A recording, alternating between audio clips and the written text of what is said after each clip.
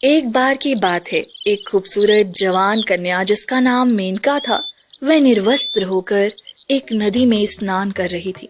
वहीं गांव के कुछ शरारती लड़के झाड़ियों के पीछे छुप जाते हैं। जैसे ही मेनका स्नान करने लगी, उन लड़कों ने उसके कपड़े चुरा लिए। तभी उसी समय वहां से एक साधु भ्रमण कर रहा था।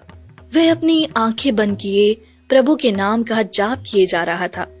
हरे कृष्णा हरे रामा हरे कृष्णा हरे रामा हरे कृष्णा हरे रामा हरे कृष्णा हरे रामा। तभी उस बदमाश लड़कों से झाड़ियों की पत्तियां हिल जाती हैं और झाड़ियों में से आवाज आने लगती है। आवाज सुनकर मेनका को लगता है कि जैसे उसे कोई स्नान करते हुए देख रहा है। अरे, मुझे ऐसा क्यों लग रहा है जैसे कोई झाड़ियों के पीछे से मुझे स्नान करते हुए झांक रहा है। पकड़े जाने के डर से लड़के घबरा जाते हैं और मेनका के कपड़े उठाकर भ्रमण कर रहे साधु के सामने फेंक देते हैं और फिर सारी बात उस साधु के ऊपर डाल देते हैं। अरे देखो देखो, कैसे ये बदमाश साधु लड़कियों को स्नान करते देख रहा है। मेनका घबराती हुई जल्दी जल्दी एक छोटा सा कपड़ा लपेटकर पानी से बाहर आ जाती है।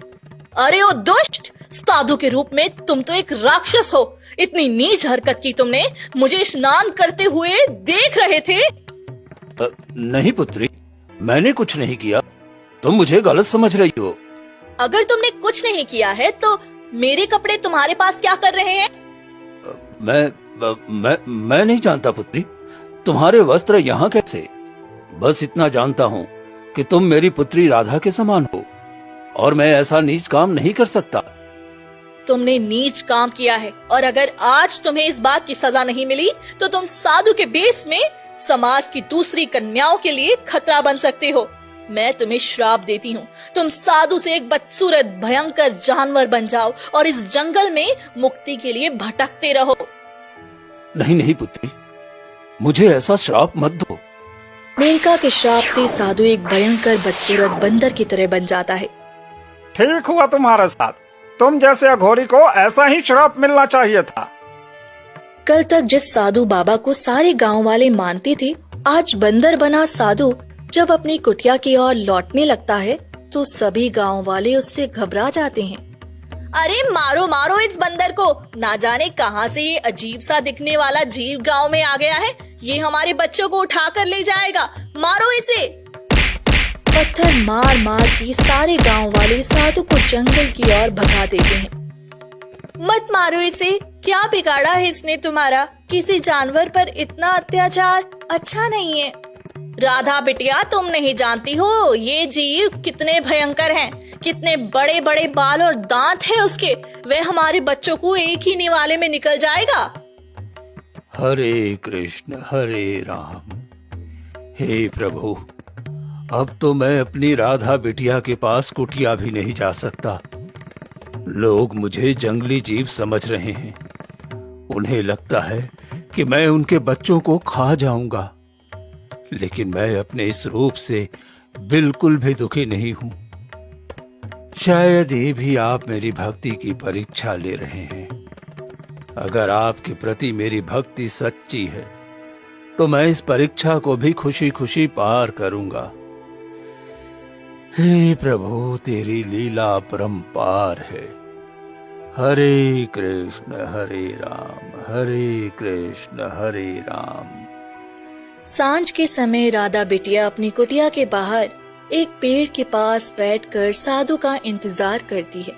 सांझ होने को आई है, लेकिन बाबा भ्रमण करके अभी भी नहीं लौटे। आखिर कहाँ रह गए होंगे बाबा? राधा साधु की अपनी सगी बेटी नहीं थी। दरअसल राधा को कोई उसके बचपन में जंगल में छोड़कर चला गया था। साधु उसे अपने साथ अपनी कुटिया में ले आया। साधु ने उसका नाम राधा रखा और उसे अपनी बेटी के जैसा प्रेम दिया। राधा भी उन्हें अपने पिता से कम नहीं मानती थी। आज जब साधु भ्रमण से नहीं लौटा था तो राधा बहुत चिंतित हो गई थी। लेकिन उसी समय एक मैना उड़ती हुई आती है और पेड़ पर बैठ जाती है। निर्दोष को बचा लो, निर्दोष को बचा लो। ये वही मैना थी जिसे साधु बाबा हर रोज अपने खाने में से आधा खाना खिलाते थे।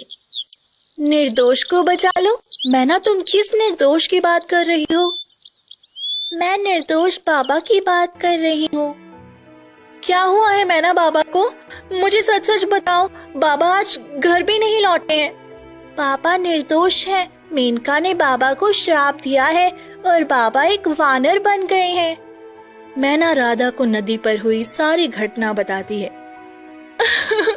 नहीं नहीं, मुझे अपने निर्दोष बाबा को इस श्राप से मुक्त करवाना ही होगा।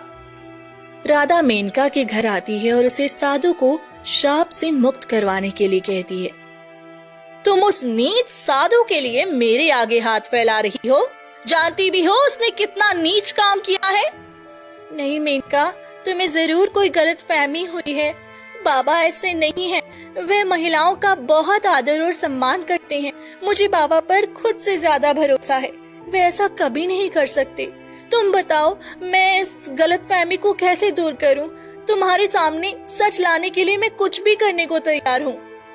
ठीक है, अगर तुम्हें इतना ही यकीन है उस साधु पर, तो तुम्हारे पास एक मौका है। गांव के बीच चौराहे पर जो तालाब है, वहां जाकर तुम्हें अपनी हथेली काटनी होगी। अगर साधु सचमुच निर्दोष होगा, तो तुम्हारे खून की एक बूंद तालाब में गिरते ही सब सच सच नजर आने लगेगा। फिर साधु श्राप से मुक्त हो जाएगा और तुम भी बच जाओगी। तुम्हारा बहुत बहुत धन्यवाद मेनका, एक मौका देने के लिए। आगे सुनो, अगर उसने गलती की है तो उस साधु को तो श्राप मिल ही चुका है। साथ ही साथ तुम्हारे खून की एक एक बूंद तुम्हारे शरीर से निकलकर तालाब में गिरती जाएगी और तुम वहीं पर मर जाओगी। मैं तैयार हूँ। सभी तालाब के सामने इकट्ठे हो जाते हैं। राधा अपनी हथेली काट देती है। खून की एक बूंद तालाब के पानी में गिरते ही सारा सच अपने आप सामने आने लगता है। तालाब के पानी में दिखता है कि किस तरह से साधु बेचारा अपनी आंखें बंद करके भ्रमण कर रहा था और कैसे गांव के दो छिछोरे लड़के मेनका के कपड़े चुराकर झाड़ियों के पीछे छुपा दिए थे और फिर पकड़े जाने के डर से कैसे सारा इल्जाम लड़कों ने साधु के ऊपर डाल दिया। ये सब देखने के बाद मेनका बहुत शर्मिंदा हो जाती और राधा की कटी हुई हथेली वापस से ठीक हो जाती है। वहीं मेनका अपना श्राप भी वापस ले लेती है और साधु जानवर से वापस इंसान बन जाता है। बाबा, मुझे क्षमा कर दीजिए। मैंने उस समय आपकी बात अच्छे से नहीं सुनी। मुझे मेरी गलती का एहसास है। मैंने एक महात्मा पे शक किया। इसके लिए आप मुझे जो सजा दें, मैं भुगतने के लिए तैयार हूँ। नहीं पुत्री, बेटियां सजा के लिए नहीं बल्कि पूजने के लिए बनी होती हैं। मैं अपने हाथों से एक और श्राप नहीं देना चाहती, इसलिए तुम नीच लड़कों के लिए ये दंड है कि तुम ये गांव छोड़कर यहाँ से चले जाओ। लड़के शर्मिंदा होकर गांव छोड़कर चले जाते हैं। बाबा, आप ठीक है ना? बिटिया, तुम जैसी पुत्री पाकर भला कोई पिता कैसे ठीक नहीं हो सकता। और ये तो प्रभु अपनी ओर मेरे धैर्य और भक्ति की परीक्षा ले रहे थे और ये परीक्षा मुझे पार करनी ही थी। साधु बाबा अब लड़कियों के नहाने के लिए गांव में एक सुरक्षित जगह बनवाते हैं और साथ ही बेटियों के लिए अच्छी शिक्षा का इंतजाम करवाते हैं।